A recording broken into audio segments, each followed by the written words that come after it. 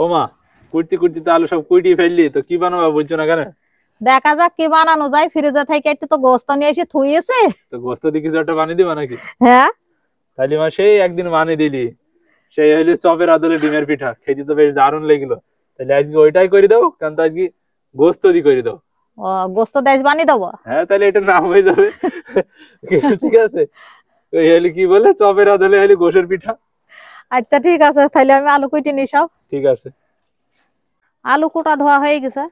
এবার মুরগির গোস্তটা ছোট ছোট করে কুইটি নুন হলুদ মাখিয়ে নিয়েছে। এবার মশলা পাতি বেটে নিয়েছে, ধইনি জিরি এলাইচের ফল লবঙ্গ। মশলা বাটা হয়ে গেছে, এবার ওষুধ পেঁয়াজ বেটে নিয়েছে। মশলাপাতি বেটে নেওয়া হয়ে গেছে, এবার কড়াই তেল দিয়ে দিলাম। এবার মশলাপাতি তেলে দিয়ে দিলাম।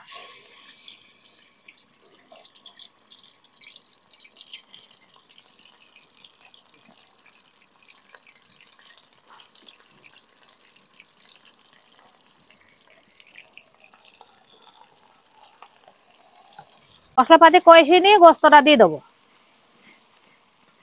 মশলা কষা হয়ে গেছে, এবার গোস্তটা দিয়ে আউজি নেবো।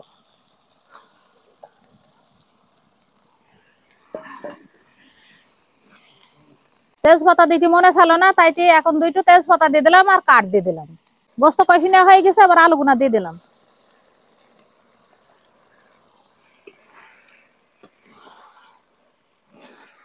এবার একটু মধ্যে দিয়েছি আলুটা সেদ্ধ হওয়ার মতন। গোস্ত সেদ্ধ হইতে হইতে ময়দা ছানিয়ে নেবো। ময়দায় দিয়ে দিলাম একটু নুন, আরো দিয়ে দিলাম 4 কেলি জিরে। এবার মাপ মতো পানি দিয়ে ছানিয়ে নেবো। আটা ছানা হয়ে গেছে, দেখি ওদিকে আলুটা সেদ্ধ হয়েছে। আলু সেদ্ধ হয়ে গেছে, এবার অলং দিয়ে ঘুইটি আলু আর গোস্ত মিশিয়ে নেবো, তাই পুরটা খাইতে দারুণ লাগবে। পুর বানানো হয়ে গেছে, এবার নামিয়ে নেবো। এবার আটা ছানাটা ছোট গোল গোল বল করে নিয়েছি, এবার ছোট গোল করে রুটি বানিয়ে নিয়েছি। এবার মাছ বরাবর ভাজ করে নেবো।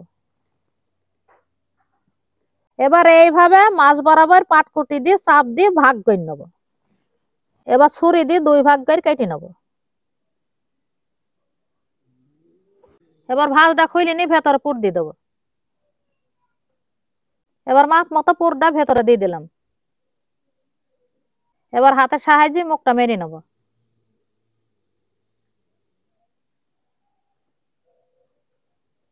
এবার দেখতে সুন্দর নাগাদ যায়নি, চেরন দিয়ে আমি নস্কা কেটে নিয়েছি।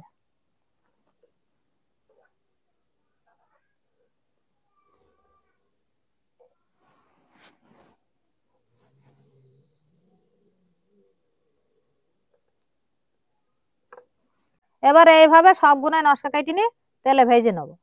সব গুনার মুখ মেরে নেওয়া হয়ে গেছে, তেল গরম হয়ে গেছে, এবার তেলে দিয়ে দিলাম। এবার উল্টে পাল্টে 2 পিঠে মচমচ করে ভেজে নেবো। মচমচ করে ভেজে নেওয়া হয়ে গেছে, এবার তুলে নেবো।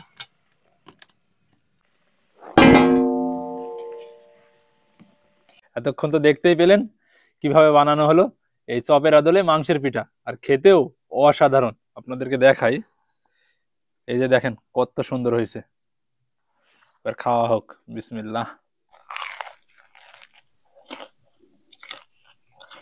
কি বলবো, মুসমুস করছে কেমনটা বলেন আপনারা। আর ভিতরটা দেখাই, এই যে সেই পুরাই অসাধারণ একটা ব্যাপার স্যাপার, খেতেও দারুণ মজা। তো ভিডিওটা আর বাড়াচ্ছি না, আর এইভাবে আপনারা বানিয়ে খেয়েছেন কিনা সেটাও অবশ্যই কমেন্টে জানাবেন। আর রেসিপিটা কিন্তু সবশেষে দারুণ, তবে সসের সাথেও খেতে পারেন। আমি এমনি আপনাদেরকে খেয়ে দেখাচ্ছি, এমনিতেই পুরাই অসাধারণ লাগছে।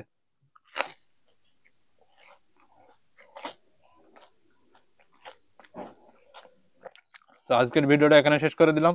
সবাইকে জানাই আল্লাহ হাফেজ, সবাই সুস্থ থাকবেন, ভালো থাকবেন।